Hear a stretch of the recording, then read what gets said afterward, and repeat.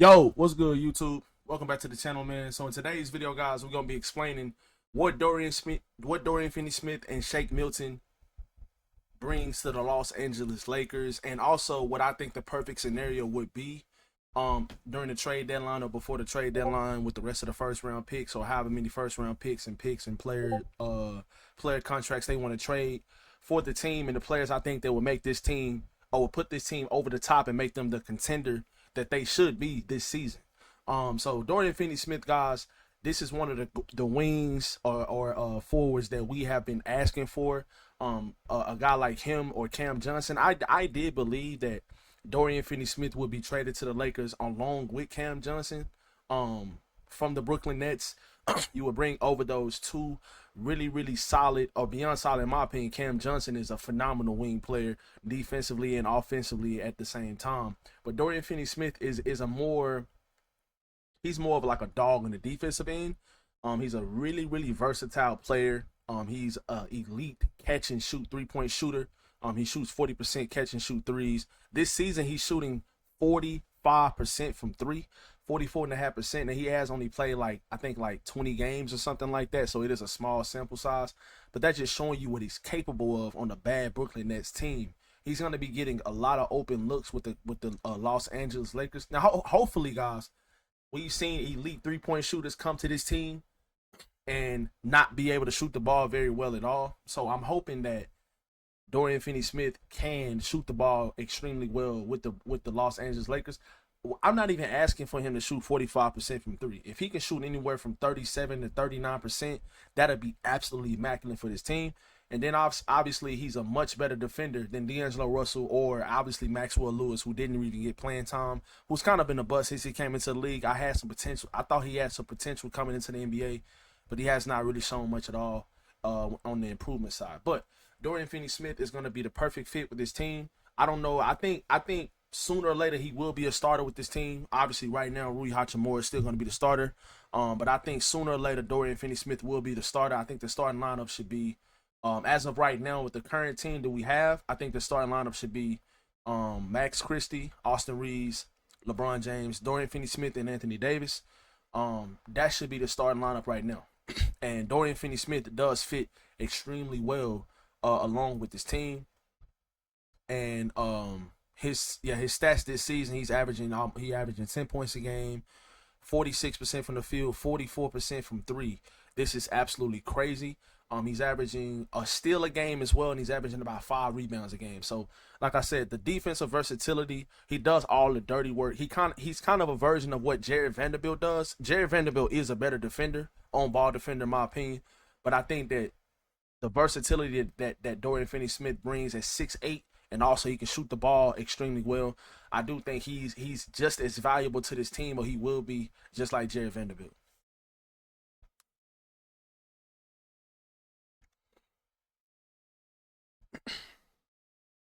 I just want to just put my 2 cents in just for Shake Milton, guys. This man is he's a really underrated guard in the NBA, man. He's 6'5".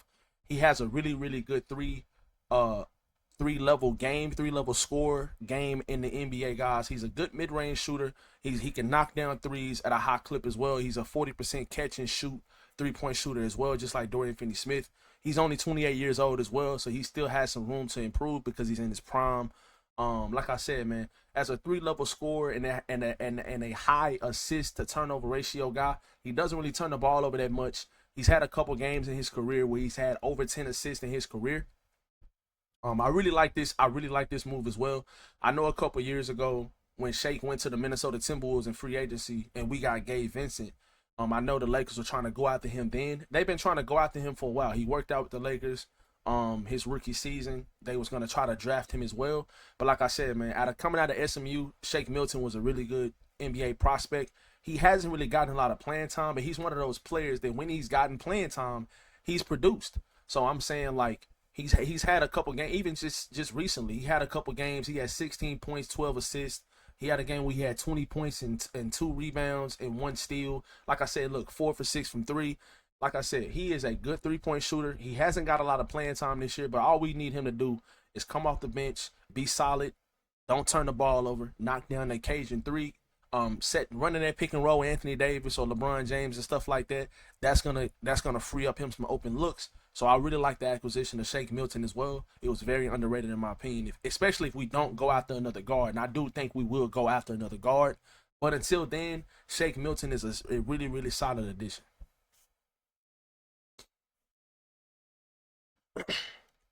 Now, on to what I think that will put the Los Angeles Lakers over the top and make them a championship contending team. I still think that they are a move or two away from being like a favorite, a contending favorite to win the championship in the NBA. I don't think they're far off. But adding Walker Kessler and adding Colin Sexton to the Lakers and giving up those first round picks, because we do have three first round picks, I believe, that's still remaining that we still have.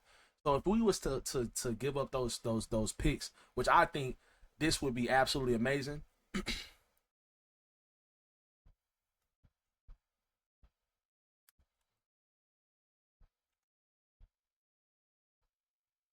I see that.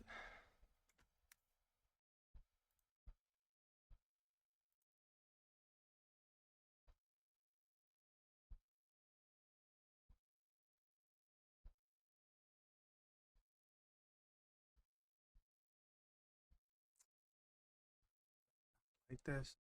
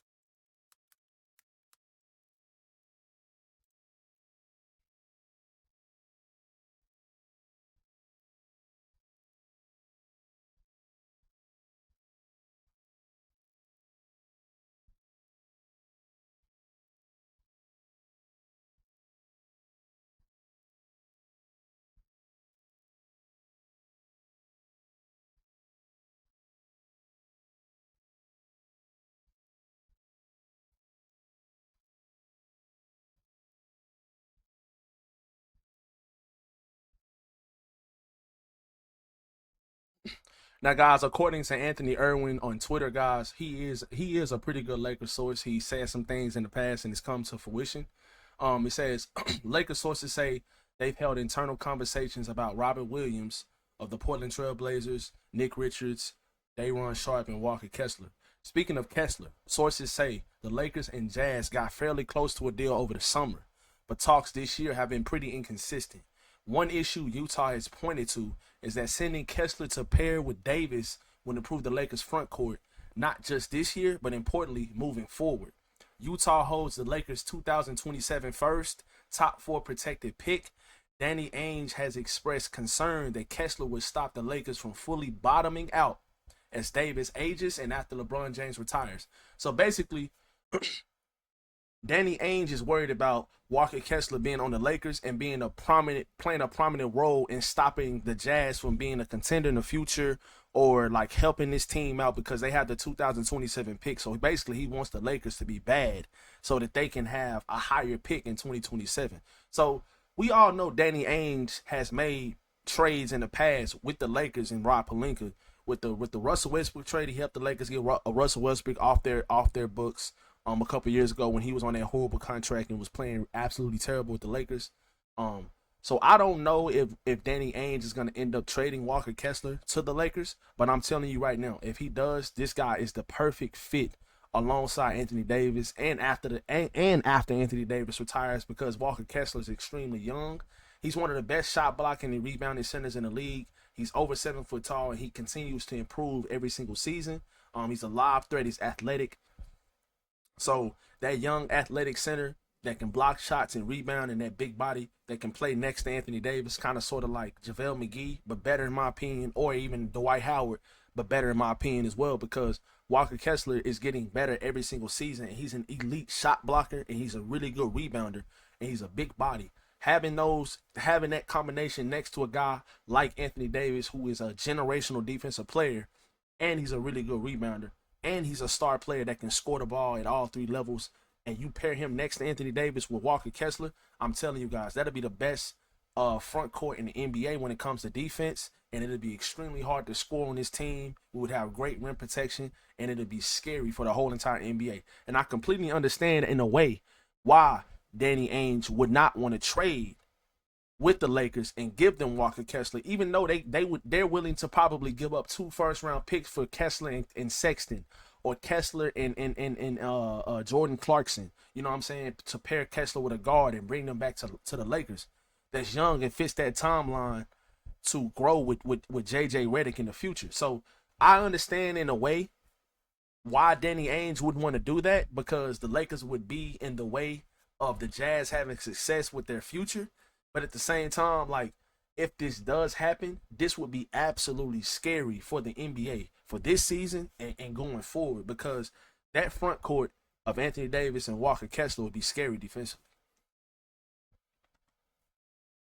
And last but not least, guys, Colin Sexton. If you pair Colin Sexton with Walker Kessler and you trade those first-round picks and you get that pair of players back with the Lakers, we would have the best defense in the entire NBA. We'll have the best defense in the entire NBA, and we would have some absolute dogs on the Lakers. When you pair Dorian Finney-Smith, Colin Sexton is a psycho in my opinion. I've seen this dude playing defense, gritting his teeth like an absolute pit bull. This dude is insane. I love that psychotic type of mentality that he has, that you are not gonna score on me. I'm not saying he's a lockdown guard or nothing like that.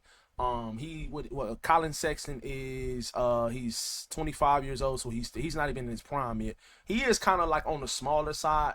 He's 6'3", but he's extremely athletic, and he moves his feet on defense, and he is not scared of anyone. He's absolutely fearless. So, like I said, man, he can score at all three levels.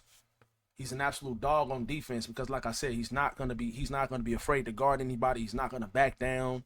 And like I said, that pit bull mentality, that psychotic mentality that he has when I see him play, I've always loved that about him. So, Colin Sexton and Walker Kessler on the Los Angeles Lakers, and trading for those guys with the first-round picks the Lakers still have available, I think that type of trade will make this team an absolute top-tier contender.